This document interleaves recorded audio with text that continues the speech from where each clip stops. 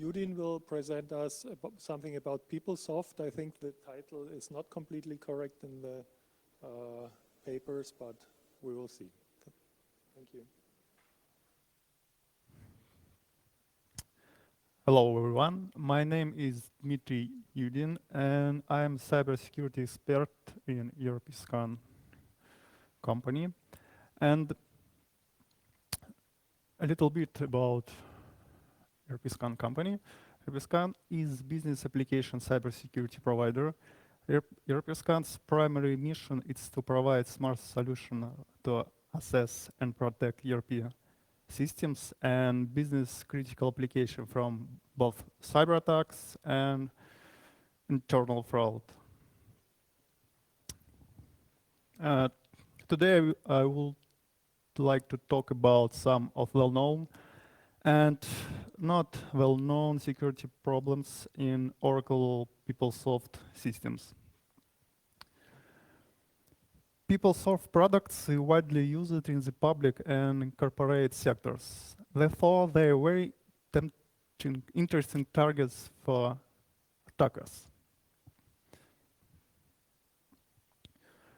The Oracle PeopleSoft product line is quite large. But in general, they have the same basic components and they differ mainly in the business logic. ERP systems contain huge amount of data, data, and potential attackers may be interested in. For example, it's maybe personal information, payment information, and so on. And it can lead to sabotage, espionage, fraud, and okay. So, PeopleSoft applications, like all ERP systems, are perfect target for intruders. Now I want to briefly talk about the main components of PeopleSoft system. The system consists mainly of 4 components: web server, database, application server, and batch server. In this presentation, I consider the batch server as application server component. The following web server products can be configured to deploy your PeopleSoft applications. Oracle WebLogic server is the one to be used most often. It also serves as front end and hosts PeopleSoft servlets, communicate with application server, and yeah. The application server is the core of PeopleSoft systems. It runs business logic and issue SQL to database server. And application server consists of numerous PeopleSoft services and server processes. PeopleSoft supports 5 databases, and in general, 2 I use it more often. It's Oracle, MS SQL. The last 2 components, the database and the application server, can be located on same server, or they can be located in separate services. Okay, these main 3 components are common for all PeopleSoft applications. All applications mainly differ only in the structure of database and get access to these components equal upon all application types. So let's take a look at the attack scenario of this software system. Let's imagine the system exposed to internet. We will not rely on standard accounts, brute force, and misconfiguration, but rather use only well-known vulnerabilities. So what we should to do, we should get remote code execution PeopleSoft web server. After that, we should get RC on application server and gain low-level access to database, and in the end, we can make some profit. It's quite easy to find external accessible systems. For example, we can find a large number of systems used in universities and other institutions. For example, NSA using these systems.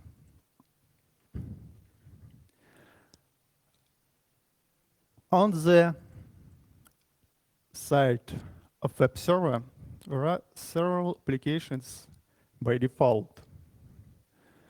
They are the same in entry product line, and you can see them in this slide. So researchers have found large number of vulnerabilities in this GL application. Some of them are very dangerous. For example, if we have got any SSRF bug on lab server side, it automatically lead to remote code execution in the PeopleSoft web server. This fluff exists in the method how applications web server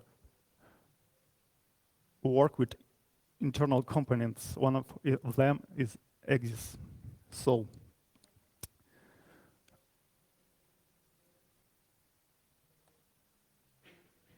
get remote code execution on the side of web server is not a problem at all. And I can prove this with an example of this vulnerability. Demo time.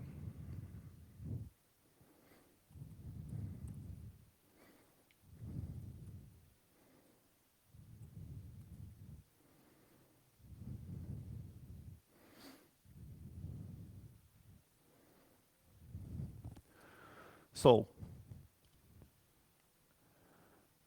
on the first side, we can see PeopleSoft web interface, and on this side, on bottom side, we can see attacker's console.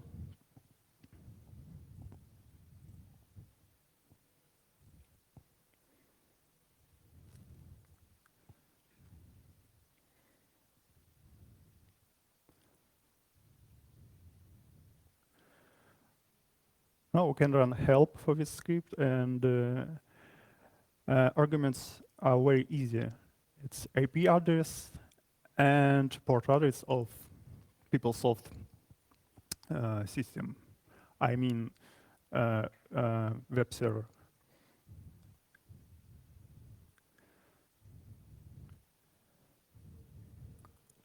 Sorry, and another options is shell name, what will be downloaded to the web server, and another it's shell name in attacker machine, what will be downloaded to the server side.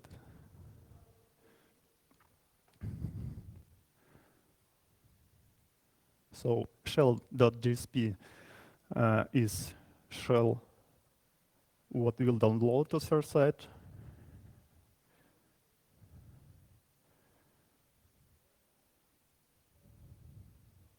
It is shell name on this server side IP address and port. Okay, and we got this link.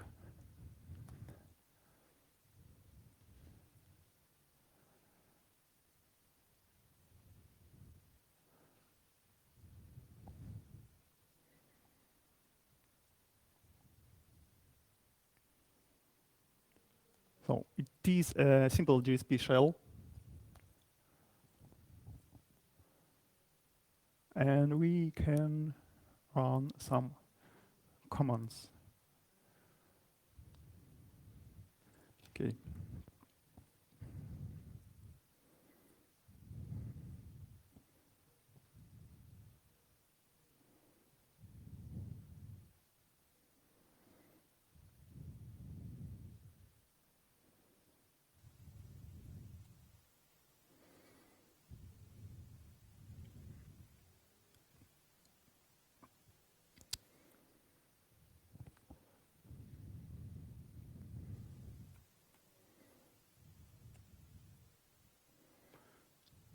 Sorry.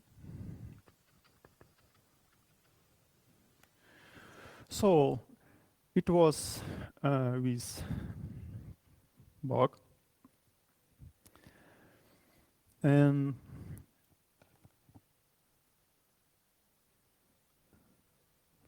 we're using, okay.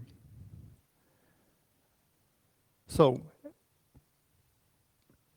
having gained access to the web server, we don't not even need to scan the internal network to find application server, because everything is already in configs. So we can grab application server AP and some configuration file. You can see the file name from the root of application server. Oh, sorry, web server. And in some cases, we don't even need to perform remote code execution of web server side, because we have this bug. For example, it's simple. It's not simple, but it's a traversal bug, and we can directly grab this file from web server. So now we know that intruders can easily access the company's internal network, and we get a remote code execution PeopleSoft web server and Recon application server in internal network. Okay, next main component of PeopleSoft system is app server. It's the next target for the pen tester or an attacker, because application server have access to database, and database contain all critical data that we need.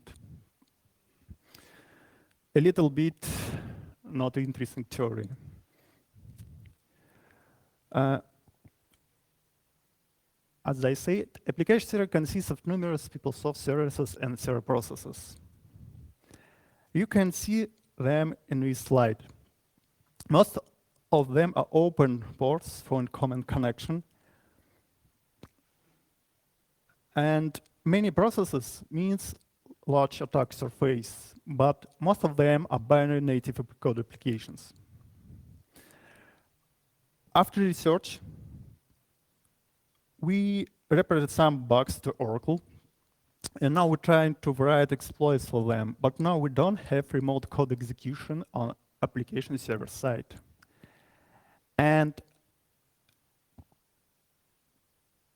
But to do this may have. And what it means for us as pen testers, we can get access to critical business information, because we can get access to application server, and we can gain low-level access to database.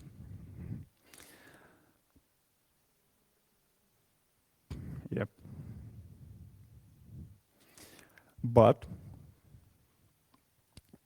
we have PeopleSoft RMI service with hard-coded credentials.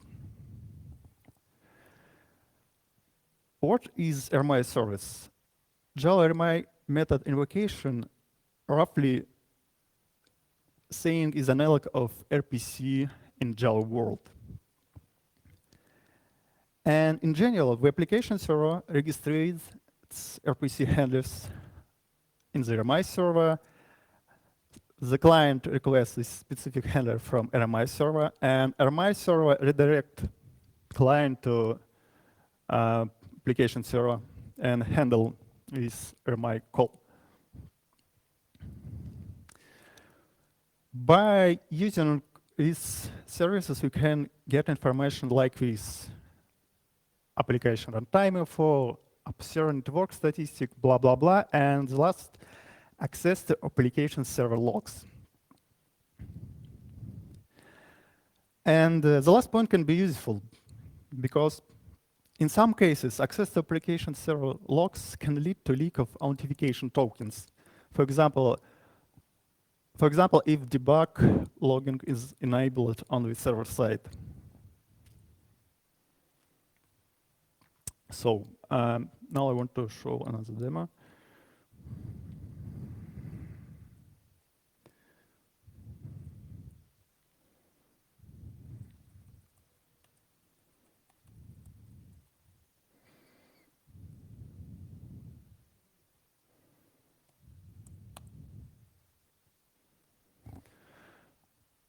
Okay, as in first demo, we have in top side our system, and the second side we have attacker's console.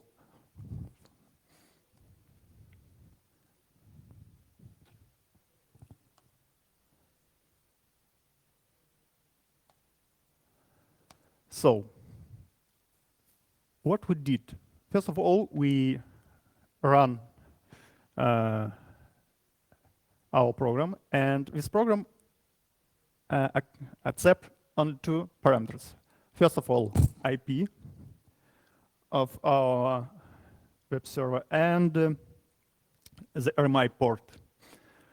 For remote invocation, this port should be open.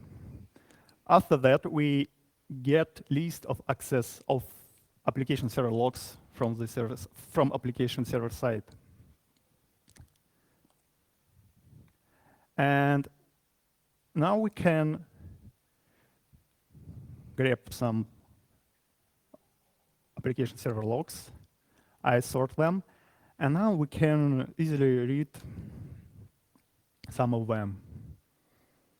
For example, I want to read observe underscore 1019.log.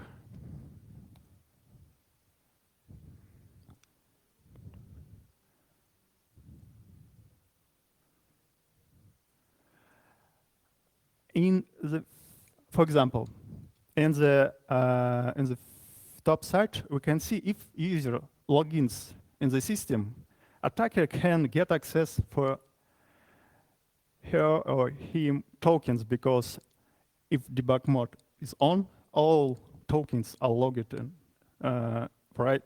All tokens are writing in this log.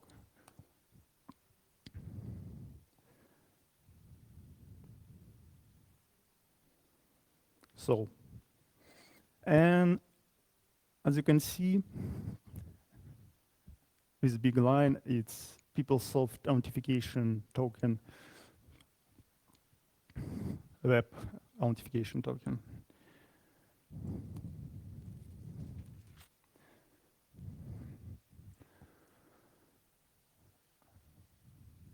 So, okay.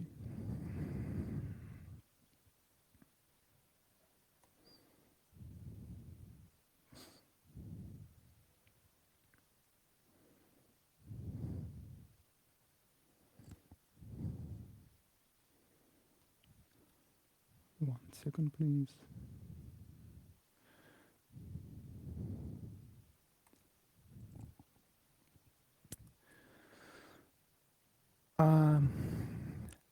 So what we have remote code execution PeopleSoft web server side. We can read token from application server log, but if debug mode is on, and it seems that debug mode is not common for PeopleSoft product servers. And if we're lucky enough, we can get access to some account tokens. And we get partial access to application server.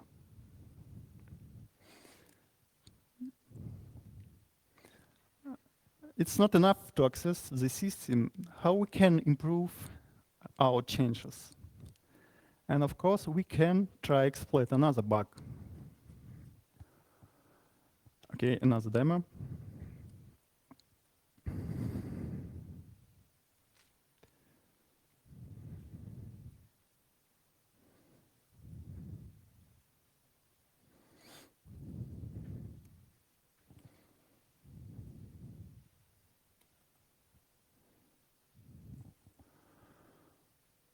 So,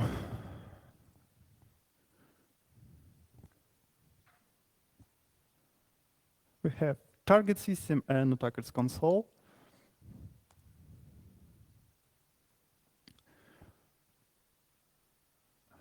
Okay. It's not, okay, what attacker do?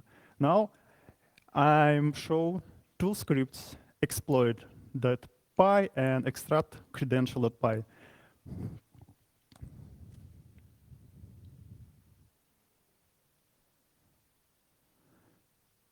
After that, one second, please. Okay. I show command line arguments. First of IP address, second file address. Oh, sorry, file, not file. IP address, and yes, and file name. What kind is it bug? It's buffer overrun bug. We may say it is analog of heartbleed bug, but in PeopleSoft systems.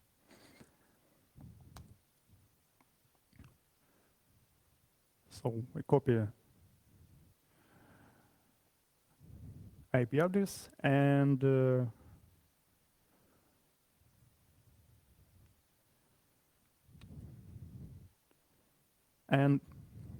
blob dot bin. It's file what will contain memory from application server side. We ran this exploit several times in order to access more data from JSH server. This H server is one of components on application server side.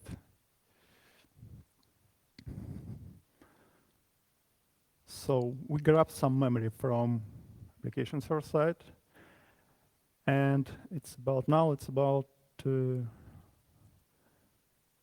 53 kilobytes.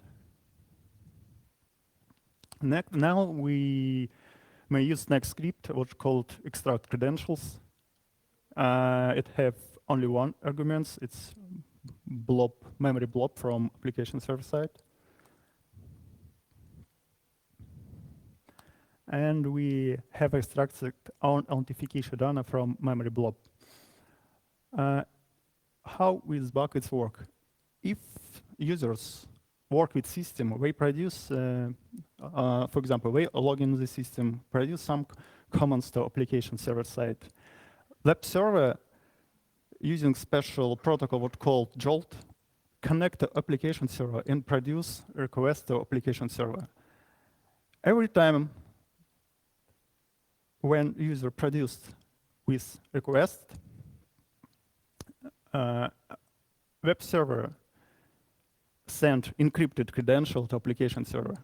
But if we attack application server side, in this moment, all data in memory decrypted, and we can get them in plain text.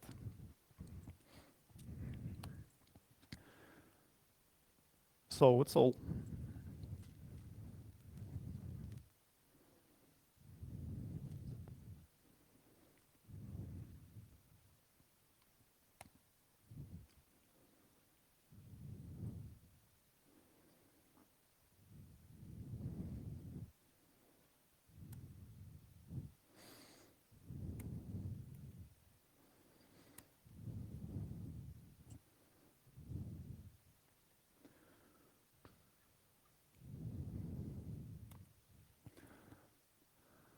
So we can disclose user passwords in plain text remotely. And after we reported these bugs, servers they go, Oracle produce with two-way list. As you can see, maximum score is 10.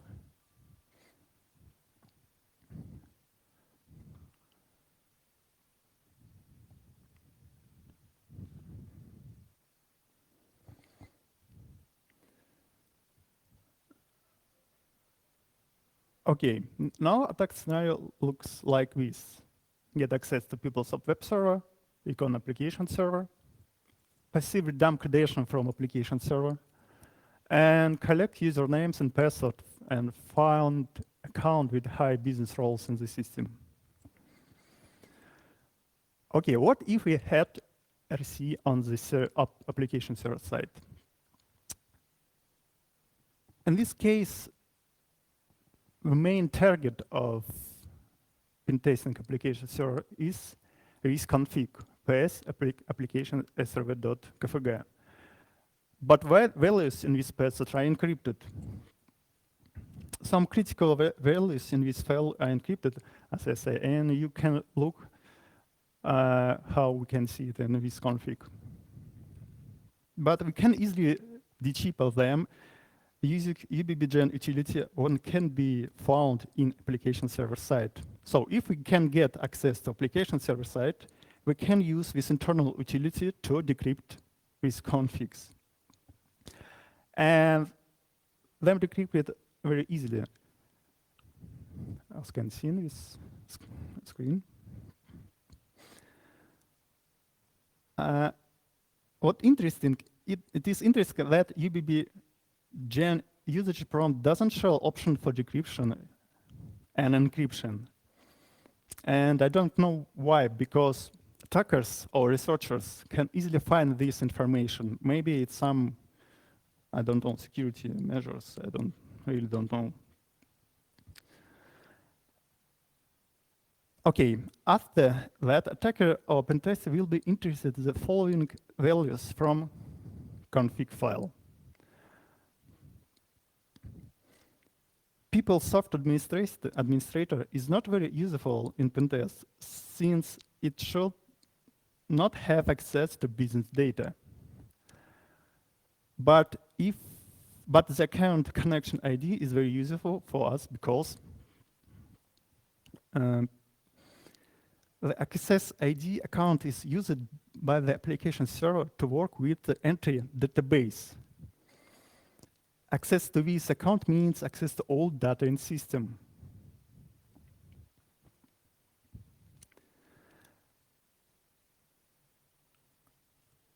Using the credential received from application server's config file, we can get limited access to database because we decrypted connection ID from application server config.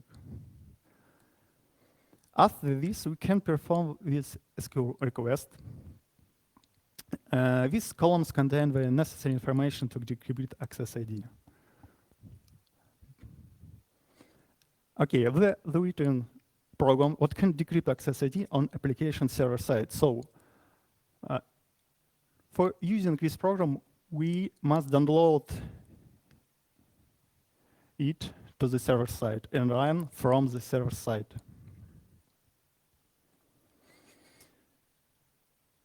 Okay, blah, blah, blah, decryption of algorithm and utility itself will be published soon. And conclusions, what we can do. Implement latest CPUs. CPUs in Oracle, it's Oracle terminals mean critical patch updates.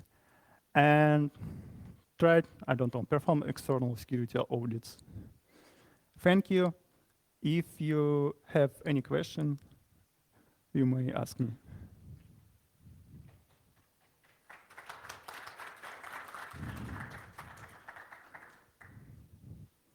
Any questions from the audience? I have a question. Doesn't Oracle close these vulnerabilities faster than you are discovering them? It looks like you mentioned some 2013 CVEs. Are they still unpatched mainly, or? No, they produced patches, I think, 2 days ago.